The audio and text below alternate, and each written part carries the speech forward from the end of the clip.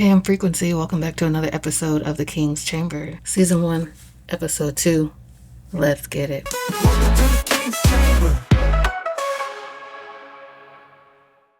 Okay, looks like they're deliberating after the first elimination, and it's getting real that this is a competition, and people are going home. Long live Tuna Mount.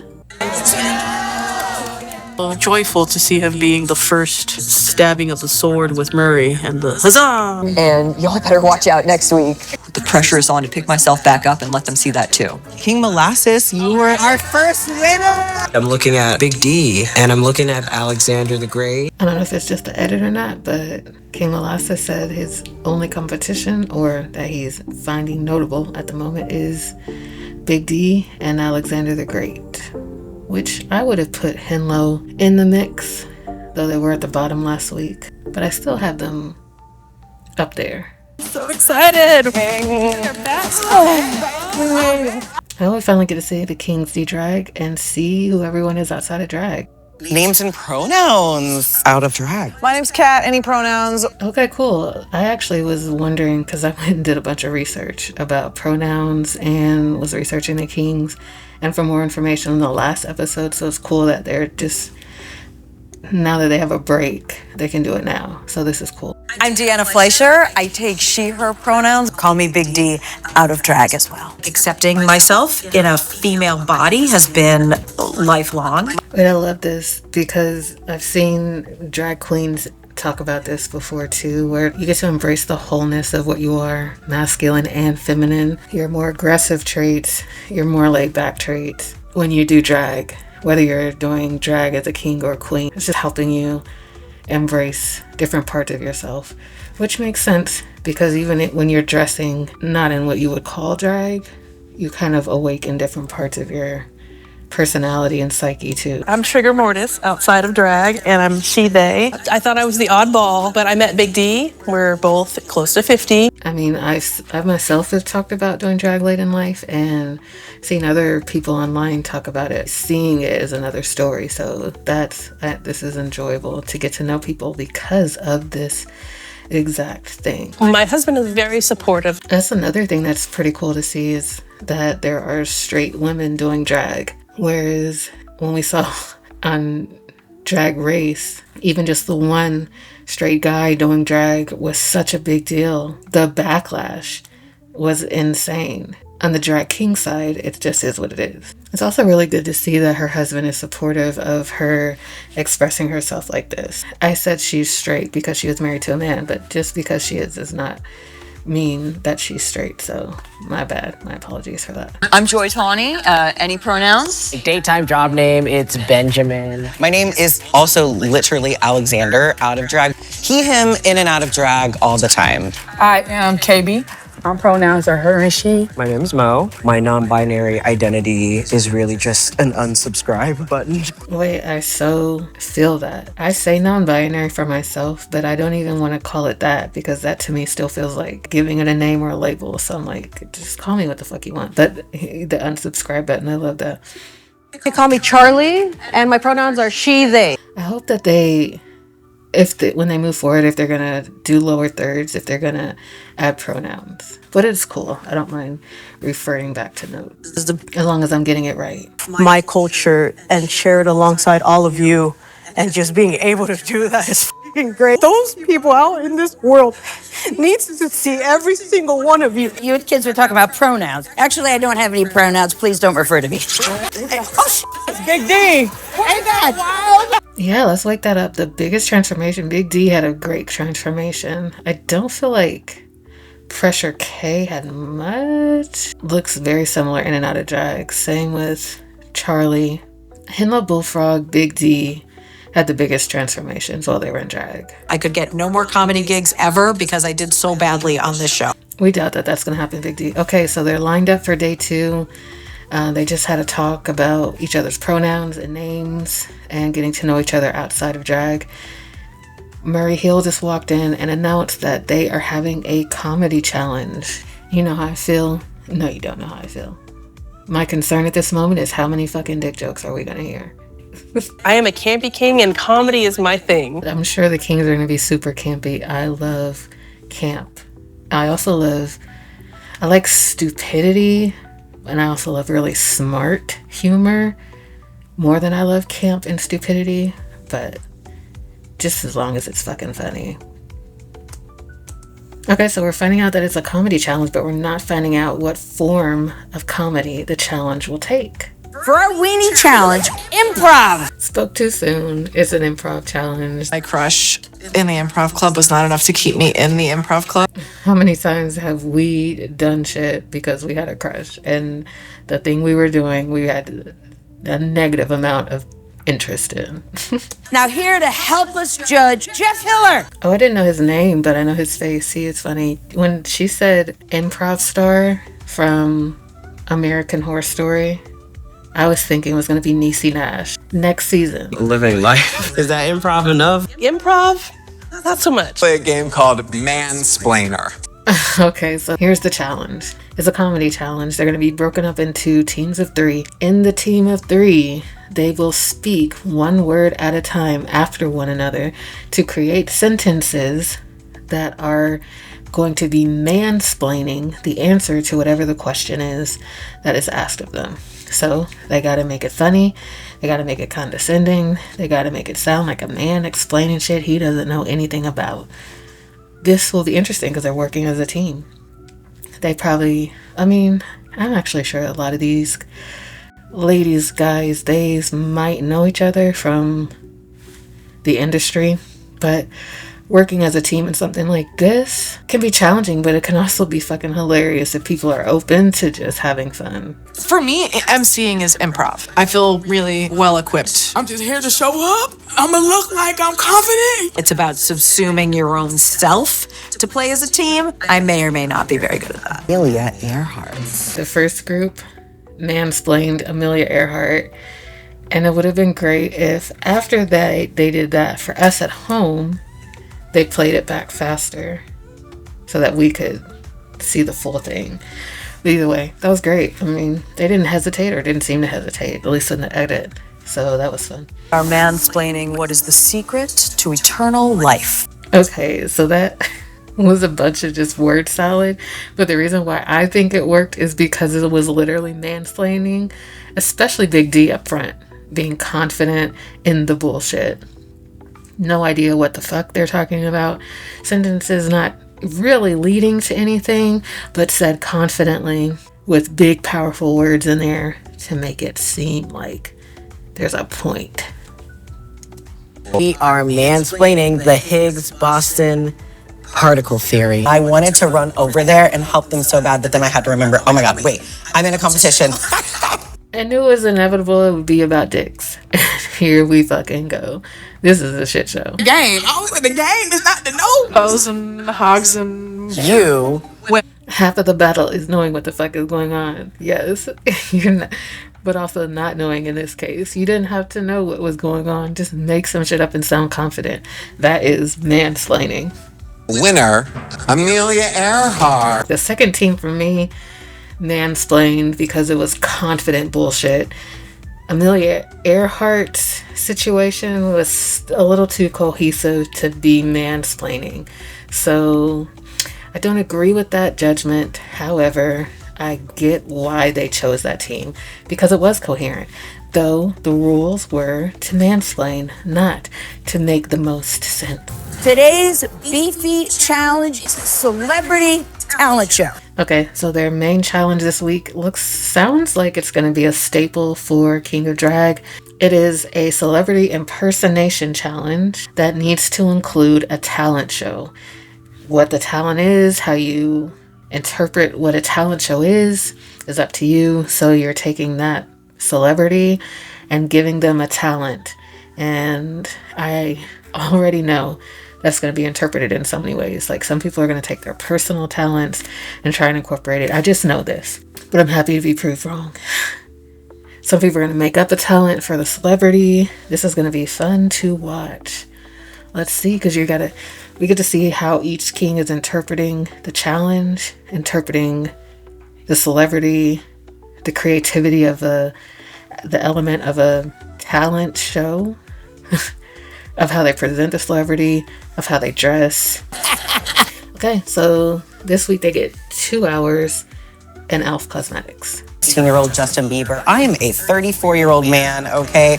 Count Olaf. I'm assuming they already have the person in mind. Like, they knew about this beforehand, so I'm sure they already have that part of it down. Now they have 2 hours in drag. I guess that's what the 2 hours is for, because I'm assuming they prepared the talent already and the celebrity.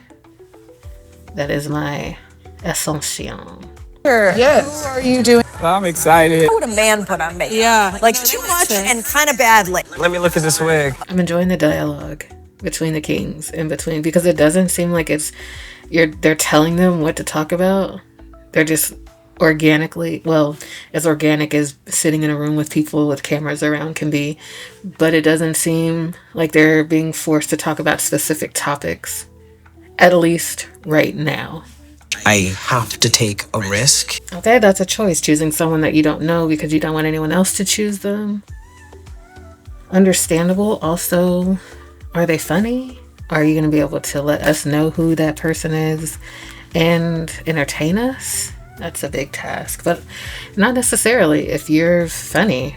But they already said they're not that funny. They're more reserved. So, but maybe they rehearsed something on the way here before coming, so we'll see.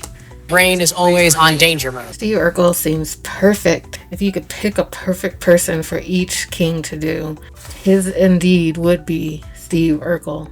That's genius. Now pull it off and don't make it about dicks the whole time.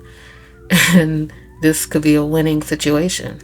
Do you consider yourself a clown? 1,000%. So Jimbo from Drag Race is also a clown, a trained clown, not just calls himself a clown. So Jimbo and Big D are both trained clowns, and I'm beginning to see that in their sense of humor and how they performed so far. So this is kind of good information. Comedy is leaning into like the pain and grief of life. The part of myself that isn't just afraid to be myself. It's so common with people in drag and kings or queens, figuring yourself out, playing with how you look, playing with what you wear, what you call yourself. And I think the difference in like queer communities and artist communities, in creatives, is that we take the chance to play, to explore, to ask the questions, to admit that we don't feel the same across the board with what society is telling us. So we're willing to admit, wow, I don't agree with that, or that's not me, instead of just falling in line. And even if we do that for an amount of time, that difference is that we eventually break out of it. And that's the difference to me from the people who allow themselves to be creative, allow themselves to explore and break out of what's depressing us into mainstream. I wasn't allowed to ask for help growing up. Do it yourself. You're supposed to be strong. I got that message from my mom too, but it was not direct, like don't ask for help. It was when I did ask, it was like I received like a sarcastic answer or something, like feeling like I'm a bother or that asking questions is inconvenient. Those spaces and reclaim them. They're touching on literally everything from race, gender, religion, family, and it seems so organic. I mean, I'm not gonna lie, like even when the segments are overproduced over in Drag Race, I still get something out of it, but it feels better. It feels easier to digest when it's done organically, like here. Yeah, they told me, move a muscle, change a thought. So it's like, that makes sense. Pattern disruption. Sometimes you just got to do that in your life in general anyways. Like when you're just too much in a routine, do something to disrupt the pattern and bring some excitement in, or do something to shake your life up. I mean, life is going to do that to you anyways. You might as well do it on purpose. I never thought about that with performing or being in front of people, to disrupt the pattern and to get out of your own way, get out of your head. For improv too, because you could get stuck somewhere. So do something unexpected. It makes sense. I love you, Barry. Charles Galin is definitely creating a character right now, and I'm enjoying it. I'm painting Bieber onto my face. Yeah, that's a great point. They're not painting themselves, their normal drag selves. They're painting that celebrity. I wonder if they're going to paint their drag character as the celebrity, or if they're going to just go straight in for the celebrity, and or if there's going to be a mix of that. It felt nice to be able to give back to him in that way because he helped me a lot last week. I wonder how often drag kings are in like the similar and same dressing rooms, because it seems like they'd be so far in between as far as like there doesn't seem like there'd be a lot of drag kings in a city or a state, but I could be really wrong. Whereas drag queens, they likely get ready together often and have time to help give each other tips or learn from one another and have regular shows to learn certain makeup tips. I am hypothesizing and have no idea if this is accurate or not. Goddamn alligator. What the fuck is that? Wait, so what's that Netflix show? The Alligator King, the Crocodile King, the Tiger King. So is Dyke going to be the Tiger King? It's sober from alcohol. So. That's it. It's another level of freedom. I'm the bearded lady. Yo, these conversations are so dope. I literally have been tweezing my chin and kind of like shaving my mustache area, and recently came to a conclusion like I'm just gonna let this shit grow because I'm tired of plucking this shit. And like, who gives a fuck? Like, people will give a fuck, let's keep it real, but I don't know them folks. And if I feel like cutting it, I can cut it. But it's cool like seeing people talk about shit. Like, I'm gonna say this probably a million times, representation fucking matters for real. I was able to understand. And I don't know about PCOS and all this stuff, but like that shit runs in my family. Like, I'm never interested in any labels, and that includes like unnecessary medical things for me. Like, I'm probably all up on somebody's spectrum of neurodivergence, but I don't need that shit. I'm authentically me. Labels require accepting terms and conditions that I don't give a fuck about. I have a wide range of talents to choose from, but I am thinking long game, and I want to bring out my big skills, my aerial acrobatics for later in the competition. Okay, we got a king with a strategy. We're using your personal, real talents and saving some things up for the end. I see you. Don't know if that's the best strategy. Who knows? Who cares? I'm just here to enjoy the show. I don't know. Like, you got more than one talent, shit. You can afford to stack them up. Working outside of our usual paint. But I'm sure they knew about this before, right? Like, did they have time to practice painting this? But still, if they're not used to it, it's gonna be more difficult. Holy shit, dude looks just like Urkel. That's wild. Bridget Everett will show you their secret talent. Not like I'm shocked, but Sasha Velour looks fucking incredible. The devil! I like this look. It's as if the devil was a mob boss. A super feminine voice would be hilarious with this. Or something unassuming. One of those kind of kings that can handle the heat, you know? Right, the nerves ate during that. Nerves ate. It's Sylvester Stallone! I literally forgot what Sylvester Stallone looks like, but with the voice, I remembered who he is. Yeah, there we go. So far, she's the only one to do some like vocal stuff, to play with the voice. I have never performed this character. Now, not only is this show premiering as the first ever season of King of Drag, but this is your first time on it, and you're doing a character you've not done before ever. Bold move. Though I would venture a guess that most of these kings haven't done these characters. We'll see. I don't know. Hi, mine, how's it going? Rock and roll knowledge. Okay, some of these I think are good. Like, the painting's not perfect, but it would really get me there if the vocal intonation and the accent and like the sound were really the character, or at least helping me get there. Like, Sylvester Stallone helped me get there. Thank you, Big D, for putting in work. I hope you enjoy our episode and stay with us. See, I don't have a fucking clue who that character is, but you're giving me a voice that makes me feel like you're someone else. You're giving me a vibe. You're giving me a character. And automatically I'm like, okay, I'm with you on this ride. I don't even know who the fuck you are. These other names I know, but I just couldn't get with it yet. Maybe it'll change. Nosferatu. Oh, that's why I didn't know. I've never seen the movie before. I don't know the lore of this character. Otherwise, I probably would have gotten it when they were doing the walkthrough or the when Murray was talking to people. Duh, okay. Got it. Heidi ho, Mario! Nosferatu and Urkel are giving character. I know I look so good. My brain is reeling. We had the devil cooking and apparently using some hot sauce. And it was too hot for the devil, which is the devil should be able to take. Like, if anything, you should show you putting in like a shit ton of peppers and hot sauce and heat and heat and heat and heat, and then even lighting it on fire and then like putting it in your mouth like a fire eater, like even doing fire eating or something, and still being like, that's too cold. I still need it hotter. You know what I mean? Like showing the devil not confident. But then again, if you're Catholic, you grew up Catholic and you want to put a play on the devil, making the devil seem less powerful than the Bible makes it seem that the devil is, I guess making him a bit of a wimp is a good way to go. Come on, get up here and in here, my coach. Nerves are winning with this one. You to believe with me.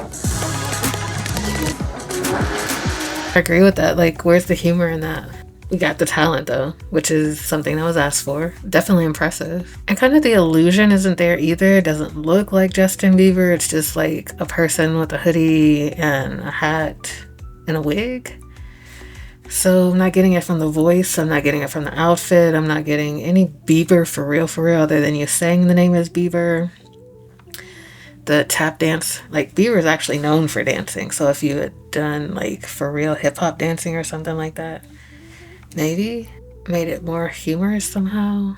I don't know. I was strong with my look and I was strong with my talent. No, that look was not strong. That look was not Justin Bieber. Like, Bieber would dress more hip. Sylvester Stallone, but I'm also a domestic, you know? So I'm gonna show you all how to fold a fitted sheet. Okay, this shit's funny. The voice, the character, the dumbass fitted sheet. Yeah, this is what the fuck you do. Just put it in the closet! I was wondering if she was gonna do a common, like a quote, like something that we know. It would have been really funny though if within all that, legitimately having had folded the blanket, the fitted blanket within all that. I need somebody to help me fold my sheets. I don't know if that's me. Perfect comeback, because I was thinking the same thing, like, but he didn't fold the sheets. That was perfect. Took the opportunity to make a joke. Nice. The secret to crocodile hunting is the element of surprise. Your crocodile with your gifts of tonguing and fingering.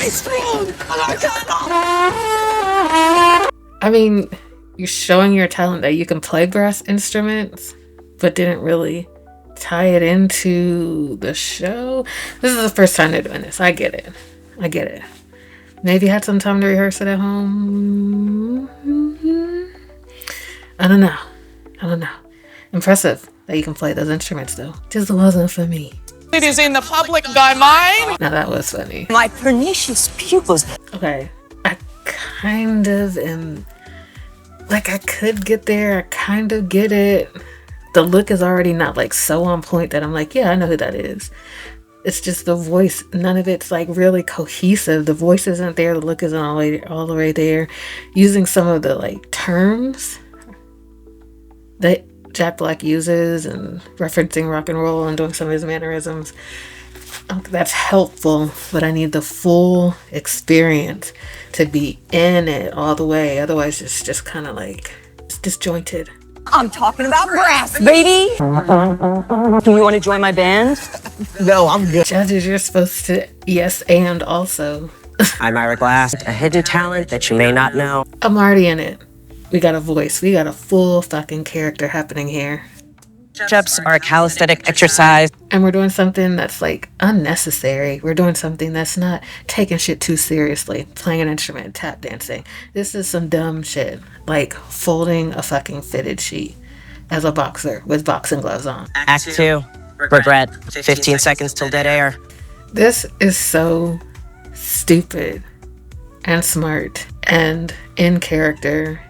Even though I don't know who this character is, it is a character. So genius. 3, 4, 5, 6, 7. Someone who took advantage of having time to prepare, knowing a character.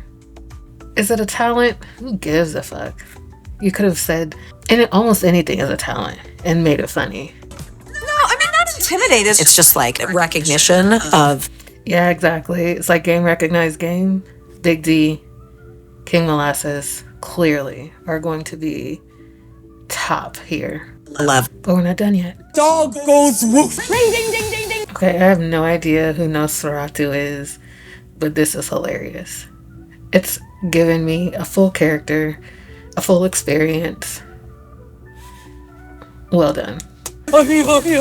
Even the fact that it's not a talent is hilarious because it was a presentation. I know, Judge. Wait, wasn't the last episode of Family Matters Urkel going to space or something like that? So if that's a spacesuit reference, that's really genius. For you is my transformation chamber. Oh, got it. I turned myself into a blue hedgehog. Got to do your job too. There's so many directions that could have gone, and to make that so perfect because the voice, the look, the character were there. It's just the performance flopped. Oh, you could have done anything. Even that transformation could have been amazing. Even that transformation into that Sonic the Hedgehog. But it was like there was no plan after becoming the Hedgehog. Nothing. There's just a blank after that. But it could have been so many things. You could have typed the shit into ChatGPT, like, give me an idea of what to do after Urkel turns into a hedgehog. Just giving an example of how that could have gone so many ways because it was right there. But it was funny that he took the gong and was like, you see the shit's awkward as fuck, like, in this for me. I don't want to be setting the tone up that I can't perform because I can perform. I get you saying that, but you really did not showcase the fact that you can perform with that performance. This whole show is to showcase your performing abilities. And I get that it's easy to say that as a viewer, someone who was not there in the pressure cooker. But then again, that is what the show is about. Can you be in a pressure cooker and a competition and show all of your skills and what you can do? Because the winner has to be that person that can show how dope they are, even when they're under pressure. That's the difference between the winner and the others. But I love ribbons. I have never done impersonations.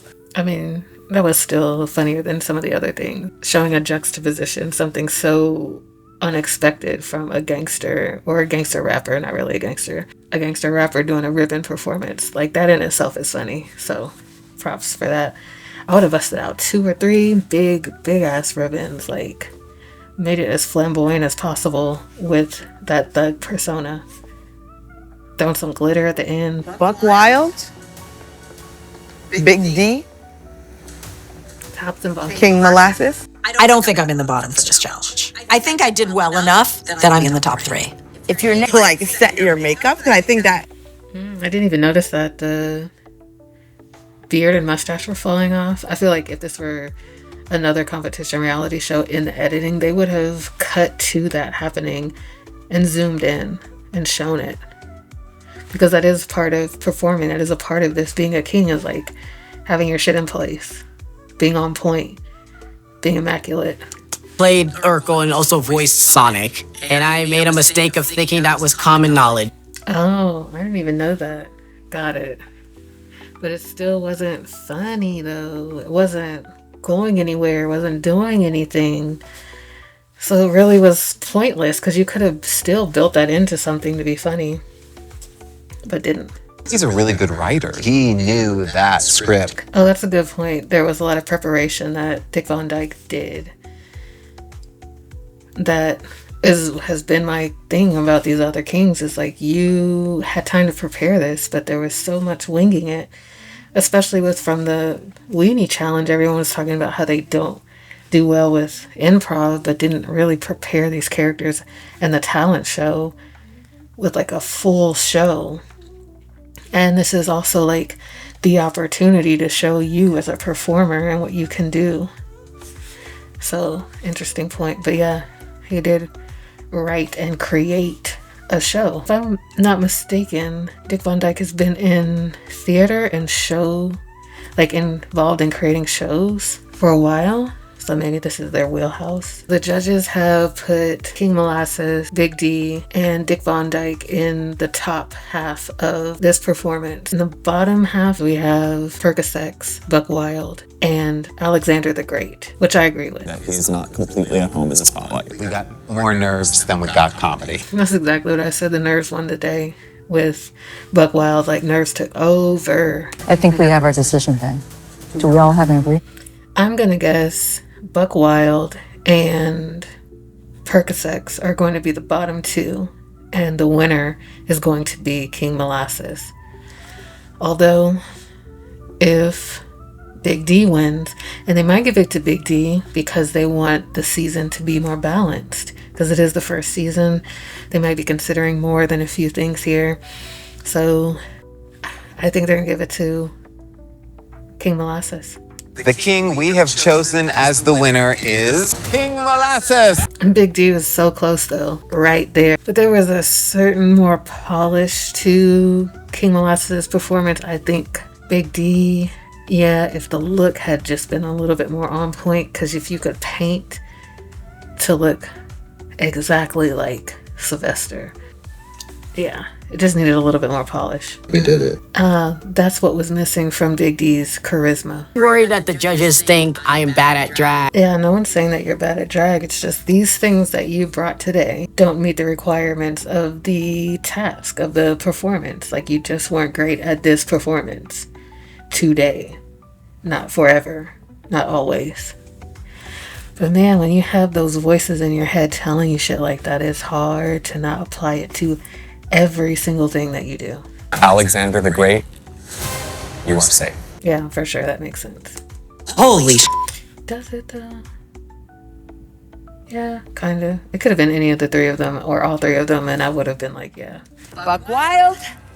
And I wonder if it's cumulative, like if they're gonna be considering the King's work throughout this whole series, this whole season, because obviously you're not gonna carry in who they are outside of the performance, or try not to, outside of the show. But I wonder if they're going to be bringing in stuff from past weeks. Okay, so the winner of the challenge for episode 2 was King Molasses. The bottom two that are going to face off in the final thrust are Buck Wylde and Perka. The challenge for the final thrust is a 1-minute stand-up challenge. Your last chance. I love these final thrust challenges because it really is about being a performer. It's about, and if you're a drag king or drag queen and you are in the scene, you have to be able to hold a crowd, perform, have a talent. Like, these final thrusts are genius. Now I really feel bad for Buck because I know I'm gonna kill this Is that editing for final last words, or is it showing what's to come? They had a few minutes to prepare the 1-minute stand-up. Has been chosen to go first. Dang, Buck Wylde's going first again?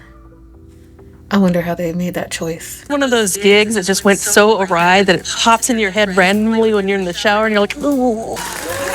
Didn't get to finish, but honestly was riveting, captivating, humorous along the way.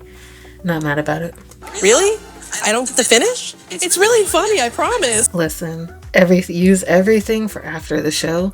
So when you're on tour and when you're getting booked for gigs after the show, you get to tell the rest of that story, build it into a gig, put it online, put it on your Instagram, something. Like, share it now so that people will go to your page and watch it. You know what I'm saying? Like, use this shit. panel of judges and Jeff, just like Justin Bieber. One of the perks, but I'm weighing. I looked looking at. Thank you.